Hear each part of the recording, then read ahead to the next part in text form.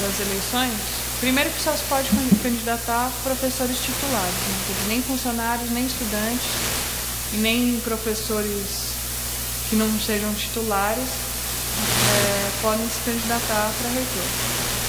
Aí esses professores, eles são votados por os candidatos, e aí são escolhidos de todos os candidatos, são selecionados 8 candidatos pelas congregações, que são cerca de 2.000 pessoas.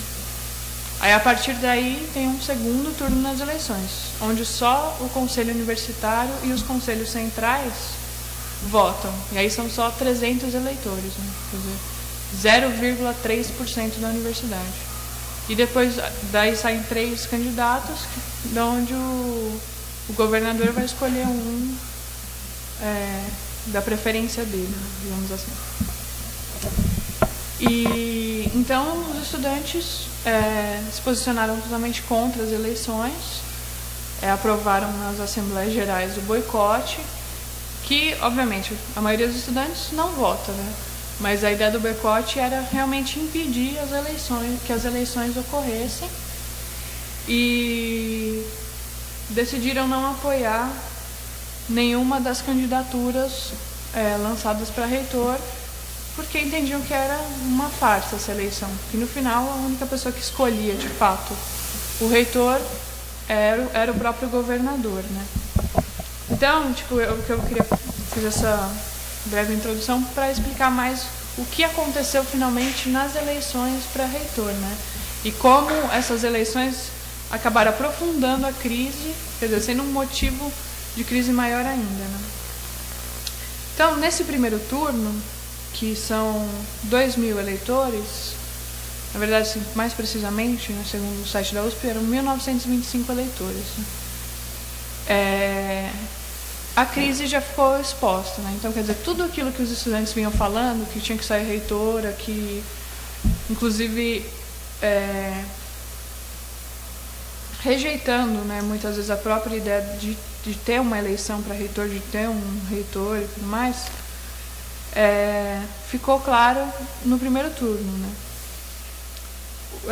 Desses 1.925 eleitores, começa que já teve uma abstenção de 15%, né? 300 pessoas já não foram votar.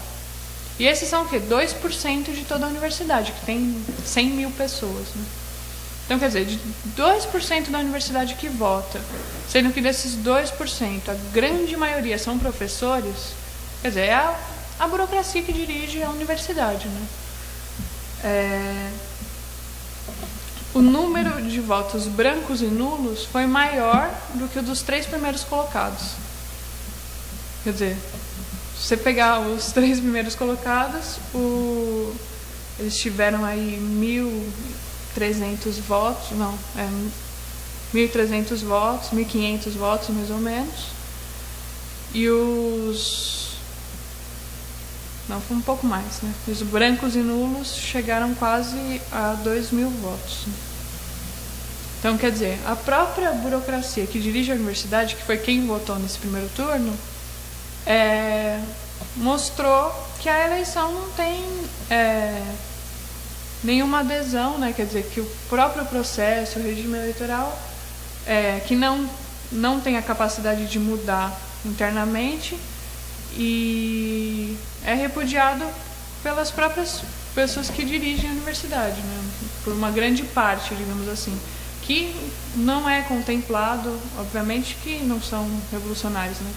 Mas é uma burocracia que ela mesma acaba não sendo contemplada pela extrema rigidez do regime dentro da universidade, né? E acabaram mostrando que tudo aquilo que os estudantes estavam lutando desde o primeiro semestre, finalmente desde a ocupação, é uma opinião de toda a universidade mesmo, né?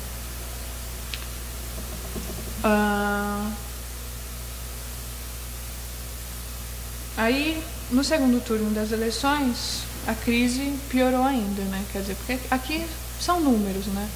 Bom, a burocracia votou em branco, a maioria teve mais voto em branco, quer dizer, não apoiaram nenhum candidato, não viram em nenhum candidato nenhuma perspectiva de mudança nem nada. Mas no segundo turno a crise ainda ficou mais, ainda se aprofundou, né? A eleição estava marcada para o dia 10 de novembro, os estudantes e funcionários fizeram um piquete em frente ao local da votação e a votação teve que ser adiada. Uma coisa que nunca tinha acontecido antes, né? Ou que se tenha notícia, né? Talvez tenha acontecido uma vez, mas não se tem notícia de que tenha acontecido antes, né? E a eleição foi adiada para o dia seguinte, quer dizer, que já é uma crise enorme também, né? Quer dizer, que eles vão eleger um reitor que as próprias pessoas que são da universidade não concordam que ele seja eleito. Dessa forma como ele é eleito, né? Por 2%, depois por 0,3% da comunidade acadêmica, né? Aí no dia seguinte, essas pessoas, que aí caiu o eleitorado de 2.000 pessoas para 300 pessoas. Essas 300 pessoas votaram, compuseram uma lista tríplice e o governador do estado simplesmente escolheu o segundo candidato mais votado, não o primeiro. Quer dizer, depois de toda a mobilização, da reivindicação que era, no fundo, da autonomia da universidade diante do Estado, né, que a universidade tivesse uma autonomia para tomar suas próprias decisões, do repúdio às eleições, né, do boicote às eleições, etc., etc., o governador ainda foi escolher o segundo colocado, quer dizer, que não foi nem o mais votado pelos próprios professores que dirigem a universidade, e que é um cara também odiado, né? Porque foi justamente a pessoa que primeiro colocou a tropa de choque na universidade para reprimir uma manifestação, que foi também em 2007, mas depois que a ocupação da reitoria já tinha acabado, né? Foi numa ocupação na Faculdade de Direito do Largo de São Francisco, onde ele é diretor, né? E, quer dizer, isso daí escancarou a crise, né? Na verdade, assim, a atitude do Serra acabou desmascarando que a eleição é uma farsa total e que quem manda na universidade é o governo mesmo, é o governo do estado. O pessoal falou muito que a última vez que isso tinha acontecido foi em 81, quando o Maluf era governador ainda durante a ditadura e ele escolheu o segundo candidato. Mas, na realidade, assim, não tem nada a ver com o seu Maluf, o seu Serra, se é ditadura ou não. Simplesmente que a farsa da eleição, ela geralmente é montada para bater com o resultado, né? Quer dizer, eles procuram montar um esquema para que a pessoa que a burocracia universitária escolhe seja a pessoa que o governador quer. E por que acontece isso? Porque a maioria das pessoas que votam aqui são, na verdade, indicadas pela reitoria, que é indicada pelo governo. Então, quer dizer, o governo tem controle quase que total sobre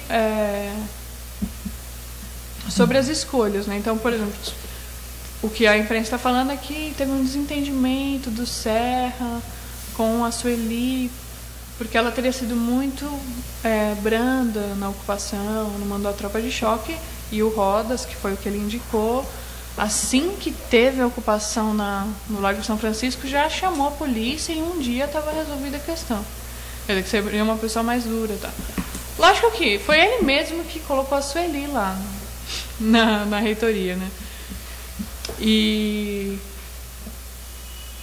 evidentemente, assim, não que ele seja contra ela nem nada, simplesmente ele está adotando uma outra linha, apoiando um outro setor que ele acha que vai dar mais conta do recado, né? Que não é exatamente o setor dela, mas finalmente são todos ligados ao governo, né? Não é nenhum setor de oposição, nada. E isso finalmente mostra também que é um regime muito inflexível, né? Quer dizer, que não tem abertura para nenhuma ala de oposição, nenhuma ala minoritária. É um regime completamente fechado, né?